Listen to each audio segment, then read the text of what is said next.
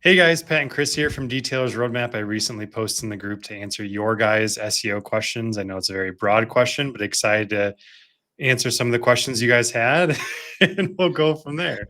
What is Obviously, SEO? Where am I ranking? Right? yeah, Awesome. Well, Pat's here because Pat is really kind of one of the success architects here, and he's really trying to kind of get some great information about SEO because we get lots and lots of questions about SEO. So Dustin Jackson is asking the most basic question: what the frick is SEO? yeah, it's a good question to start with. So we actually know what the hell we're talking about. So SEO is search engine optimization. There's a lot of different types of SEO. There's SEO that's on your website. Essentially, SEO is really just your overall visibility online, your keyword rankings, as Chris has said before, rank high, more see.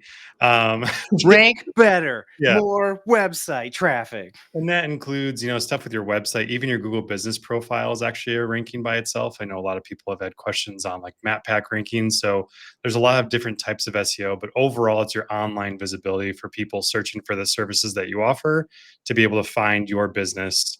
Because when someone's searching for a service, they're going to close much higher because it's a service they're already interested in. They're just trying to figure out who to go through first. Or if you want to bury a dead body, be on page 5. If you want to get found, page Be 1 on is page probably two. ideal. Page 2.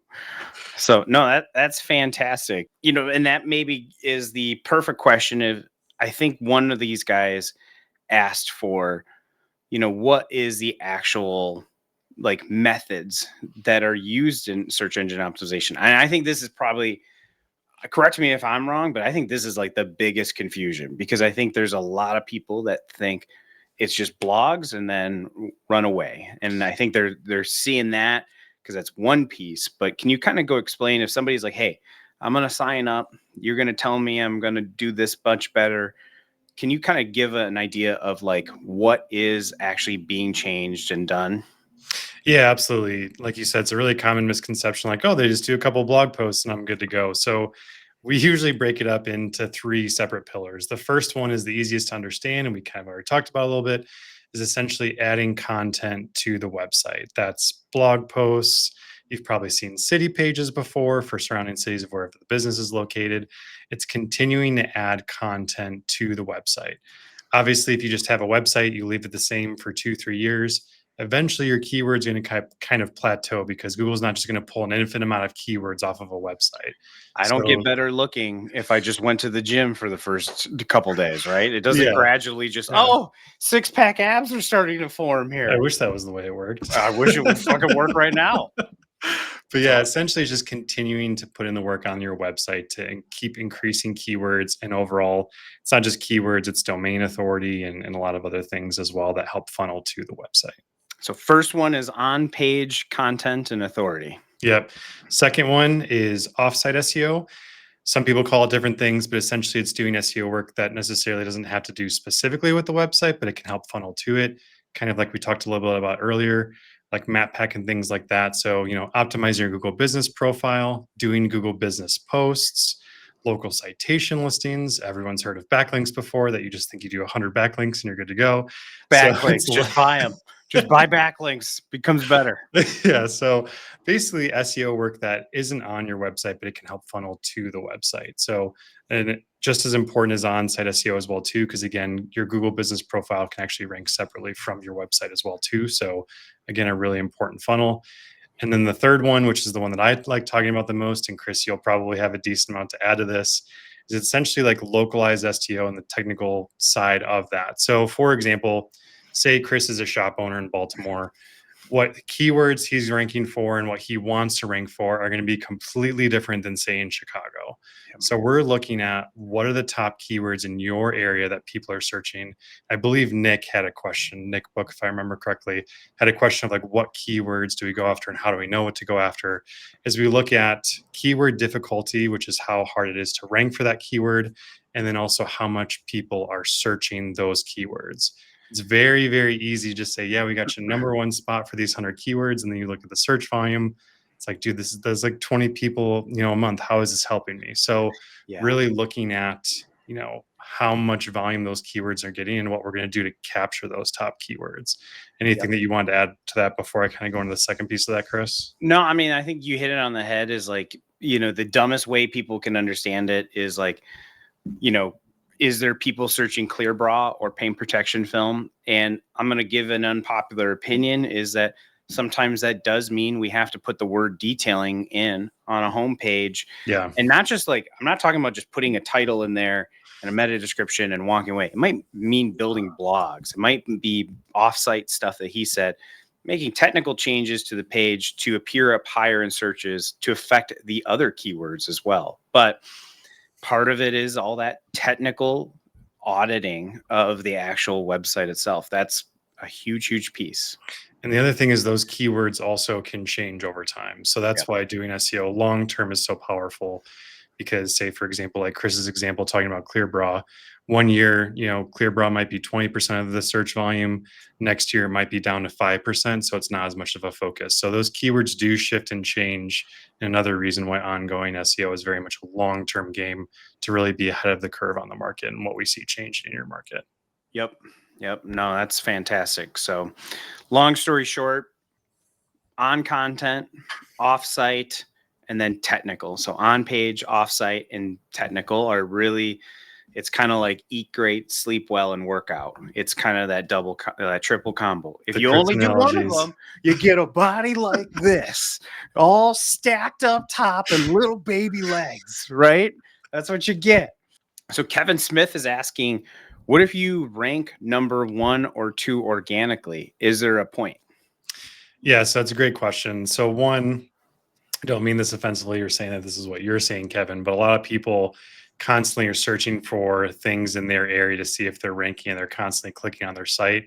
So number one, depending on how you're doing that, you can be getting results that aren't necessarily true because if you keep clicking to your stuff over and over again, Google's going to feed it to you because it thinks that's what you're looking for. So that's the first part. Not saying that's what you're saying, Kevin, but just to kind of throw it out there. And that's great. To tap onto that is like literally, if you're Googling yourself in your shop, you're getting a different result than someone a mile away. And are you trying to appear in your shop as the highest rated one or in the town a mile away where all the high end people are? Yeah, and then the other piece to that is what are you ranking number 1 and number 2 in? Is that keyword getting you a lot of search volume? Because most of our partners have multiple services, so you might be ranking 1 and 2 for say ceramic coating, but you might be ranking poor for detailing, which is actually going to bring you much more volume. So something to look at too is what are your overall rankings for all of your services, and are you ranking just when you're searching near your shop, or if you clicked on over and over again? Or is it authentic results? If you are ranking 1 and 2 for most of your results for a lot of those top keywords, then it's not necessarily something that you have to have, but it might be nice to also maintain that and then again be ahead of the curve on those keywords as well if they're changing or adjusting. Yeah. I mean, if you're only searching PPF installers near me or ceramic coating installers near me, there's literally multiple variations of that. And it's the cumulative of all of those that really add up, right? So that's what makes up the search volume. You don't want to just rank for the number one thing for one search term. You want to be in a broad base of kind of a collection of terms. Yeah, absolutely. Because there can be multiple keywords that you want to rank number 1 and 2 in for keywords across even just one service.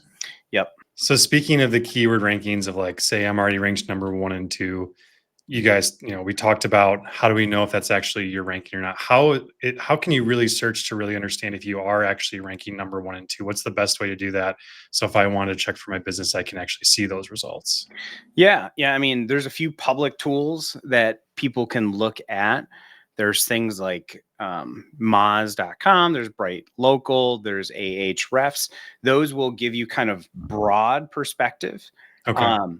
We use tools that are enterprise grade that will actually, and you can always contact us for an audit. That's probably what I would do. But the tools we use do kind of grid matching. So the dumbest way to say it is if we're in Brookfield, Wisconsin, and we slap a radius of 6 miles around us, it actually takes the average of where we are in the area that we're trying to appear. And that's honestly the best way, right? And I think that kind of, if you try and Google yourself And even if you try and drive away, it knows it's your phone. It knows you search yourself like crazy because What if I go in an incognito mode? Ooh, incognito mode. This is my favorite. Dear incognito mode, I would like to not tell anybody where I am and what type of device I am. Okay, so when you take incognito mode, it is literally like, just spin the fucking wheel. Here we go. Incognito mode takes all the dumbest versions of the signals out, which is the opposite of what SEO is, which is location and authority. And the reason why SEO is a piece is it's trying to serve you the most local authority. So when you take the locality out of it and you take GPS signals out of it and you take signals of history and all that stuff out, you're just saying to Google, show me what you got. And Google's saying, where the fuck are you? Where are you? Are you, so it's not the right way to do it. And that's why tools will actually tell you where you are rising and falling based on actual locations, right? Okay. So does that make sense? It does. Hell yeah. Look at them shoulders. Hell Everyone yeah. loves talking about incognito ranking. So Give me that incognito ranking. Give me that incognito. So I shouldn't be drinking at work. This is the exact reason. Probably the biggest question we get is why would we maybe say no, or why is SEO even a fit for my business? Is there not, what if I'm a business that's doing 10K? What if I'm a business doing 100K? What if I'm in a town of 2,000? How do you know if SEO is even a fit for your business? So there's a few different levels to it. So I'll try not to make this too ranty and kind of break it into section. Levels. The first piece of it is, are you in a populated area, and in your surrounded areas, really what's the population look like? If you're in a town of 500 people and you did a 15-mile radius, there's not really many big cities near you. No, I would not do SEO because SEO is very location based. So, a lot of SEO companies will sell you a website, have SEO going, and not even look at those things, but it is super important. If there's not a market to capture in SEO, there's not really much of a point to it. And to that point, you might be better off with like a disruptive ad in that scenario. Yeah, 100%. And then, the other piece to it is if SEO is a fit for you or not is, one, is your website even performing well by itself right now? If you have a website that's getting a decent amount of traffic, you're not getting a lot of phone calls, you're not getting a lot of form submissions, leads, essentially is what I'm talking about.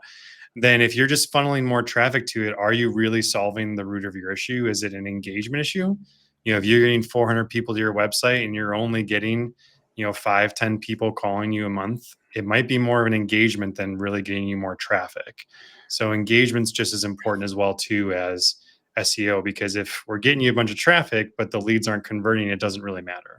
Yep. I mean, that's so perfectly well said. Why, if people don't have a good site that actually converts, why would you put up 10 more billboards? Yeah. You're just losing opportunity. That's a great way to say it, for sure. And people, just the dumbest way, on our sites, they show you traffic and they show engagement. But if you don't have a site from us, shame. If you don't have a site from us, the easiest way to do it, to figure out if your site's engaging, is just look at your traffic per month and literally hand count your forms. How many forms did I get? Just do the dumbest version of it. Yeah, forms, and then even sometimes phone calls, like those are both, again, depending, but really tracking that funnel. And then the other piece to it too is, I've had plenty of people reach out and want to do SEO, and their revenue, is around like 8 to 10,000 a month. And we never suggest, at least for us personally, we never suggest doing more than 10% of your revenue into marketing. One, SEO takes time. So when you're doing a decent amount of your revenue into something that's going to take time to build, we never want you to kind of dig yourself into a hole. And you also want to be smart with your spending. And obviously, as your revenue increases, you can increase your spend and increasing what you're doing, for SEO or ads or things like that. But an easy example of, say, like if you're doing, 10,000 a month in revenue and you're already spending 2,000 in ads, probably not going to want to do SEO on top of that, because we're going to be taking a big chunk of your revenue on top of that as well too. So you also want to be smart and higher spending and not dig yourself into a hole just to be able to do marketing as well too, or at least marketing to that level. Yeah, no, that's a great way. You could almost say that's very evergreen of you to say. Very, very I awesome. thought you were making fun of my hoodie for a second when you said Oh, it. no. And then I saw your color change. No, I would say it's very benevolent from the Oh, sky of you to know okay. that we don't want to take revenue out of a company when it's just in the beginning phases of its revenue line. David Hayward asked, essentially what's more important? There's map pack rankings, there's the organic SEO side of rankings. What is really the difference? Is there one that's more important than the other, or what are kind of your thoughts on that just in general? Damn, that's a great question. It's probably actually a conversation piece more than anything, right? I mean, Yeah. the map pack is very volatile. Like you will see a lot of movements and changes, and it's only going to show 3. And whereas organic is always going to have a longer length, you're going to have more description. We have noticed that people that go to the map pack are kind of like clicking to call, and people that go through organic and organics below the map pack are going through and learning more and kind of enjoying the journey. So it's almost like slightly different buyers. I know that sounds weird, but that's how I would literally look at it. Is like you got someone who's looking to make a call in a location. That's kind of what they're doing. Yeah. That's Maybe the look most, at your reviews or something. yeah. I feel like that's a more common behavior with them. Organic listings probably are your highest close by far. Yeah. Yeah. And especially on maybe big keywords that you want money for, like PPF and codings, stuff that you get a lot of like revenue from. I would just tell you at the end of the day is like, are both important or is only one part of it?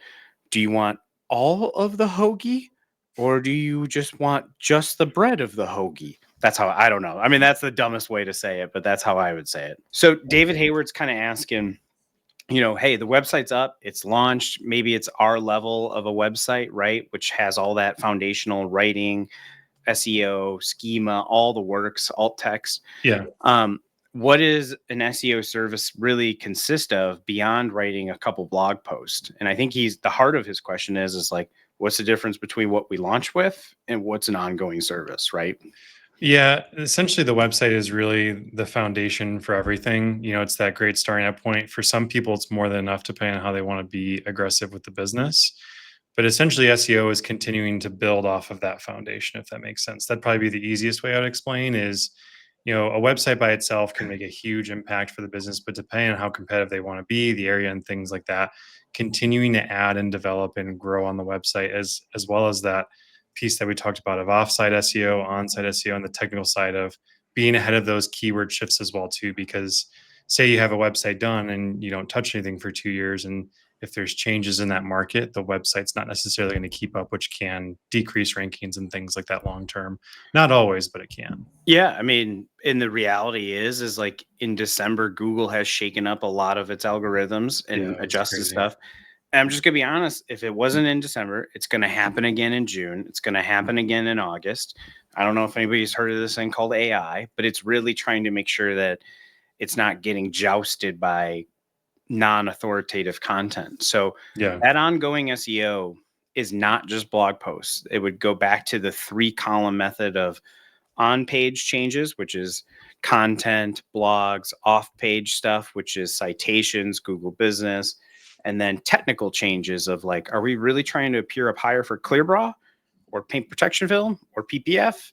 Like what pieces are going to garner the most qualified buyer and traffic? That's really the best way to say it. Cool. Well, Mason, who's up in Wisconsin, by the way, Wisconsin boys. Yeah, boy. Get you some cheese and beer. Because we're in Wisconsin as well. But he's asking, what should he be doing and what shouldn't he be doing on his current website? So I guess I'll focus on the shouldn't, because that's honestly the biggest piece, at least to me. Yeah. I see it all the time. I can't tell you how many sites I audit every single week that they try and do SEO work, or a company before try to do SEO work. And I'll use the example of city pages where they'll do, 4 different cities talking about window tint, and it's the same exact writing over and over again. The only thing they change in the headers is just the cities. It's duplicate content, and Google hates that. It's kind of an older method. We see it all the time.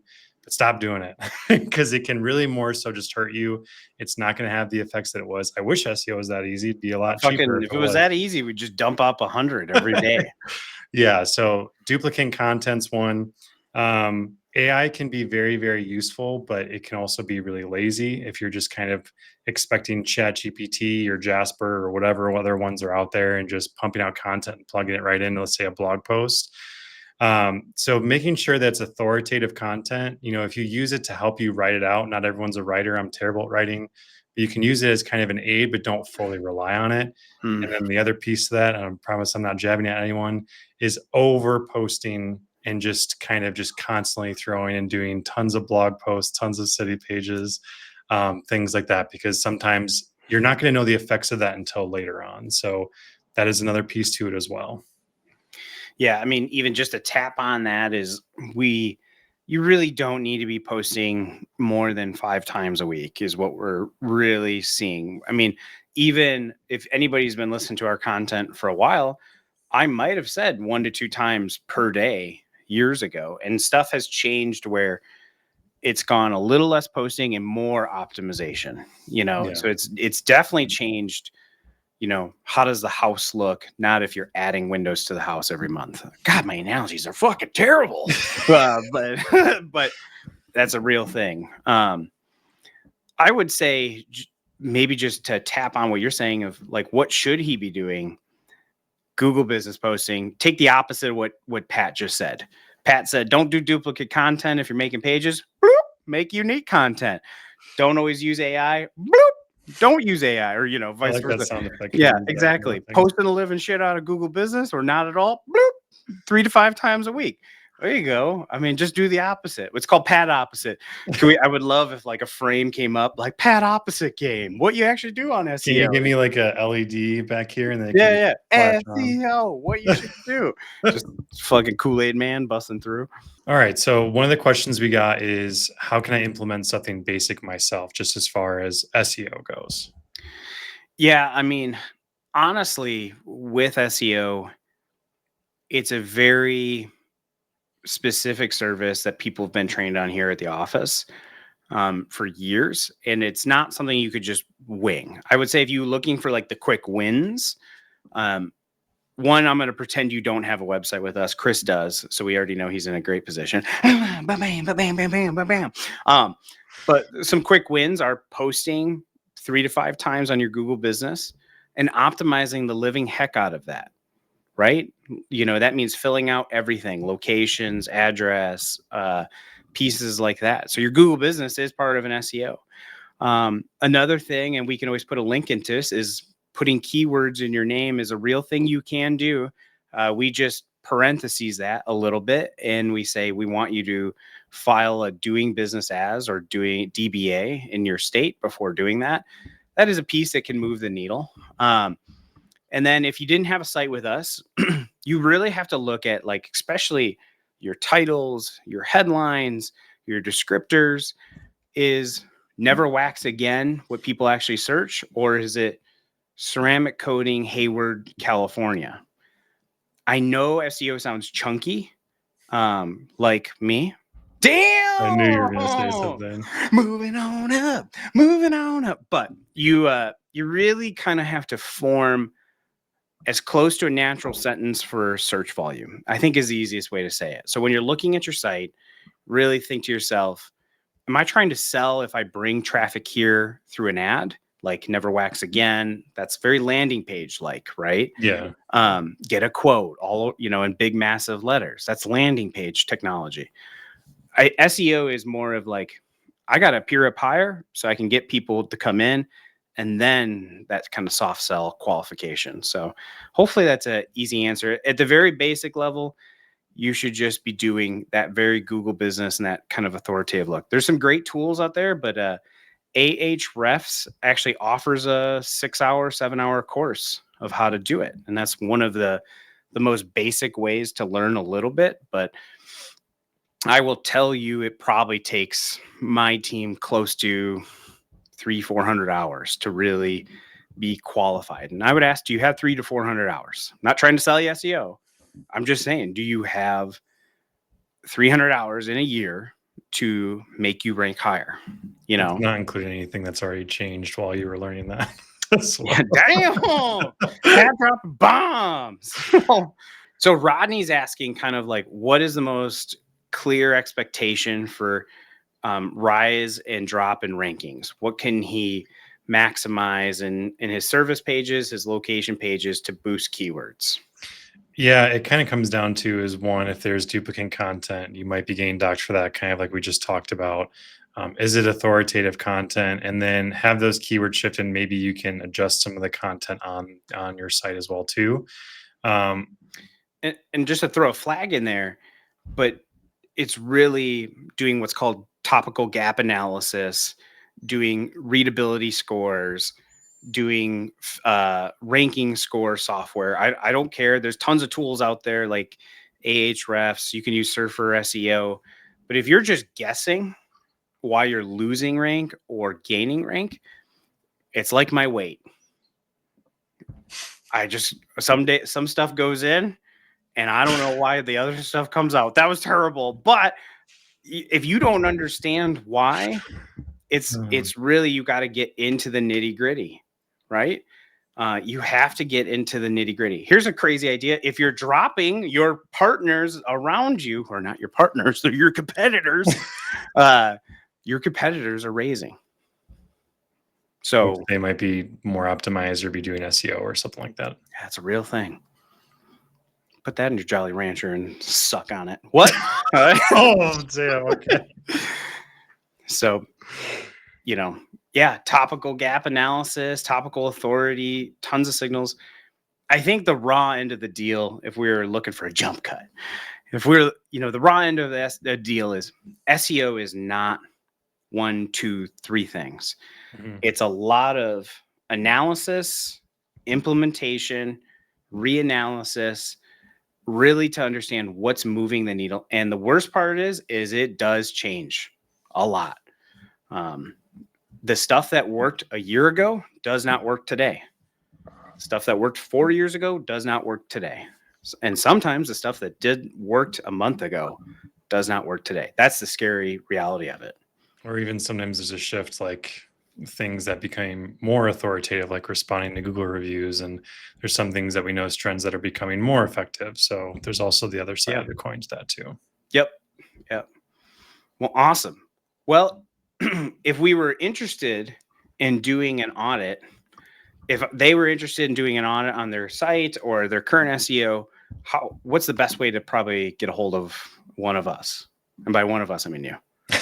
Go to detailersroadmap.com. I'm sure we'll probably link it, but more than happy to look at any websites. If you're a current partner, obviously more than happy to talk SEO as well and talk both of them either way. But first step is always the website. Again, that's really the foundation for everything. We won't do SEO on something that we haven't done. Full transparency, it never works out the way we plan. It ends up taking more time. So website's always that first step to make sure we're actually, again, engaging, converting that traffic before putting more fuel on the fire. Yeah. So hop on, make an appointment with us. We're happy to take a look at it. We'll give you just our honest opinion every time if we think it's worth it for you or not. Yeah, some people don't need us. Some people have a great setup. I mean, Mark Barger, a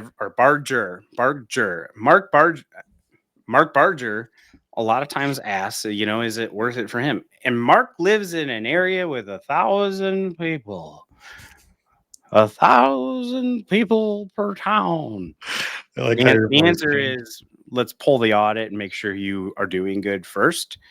And then we know the answer. That's the reality of it. So pull an audit and then we'll take a look.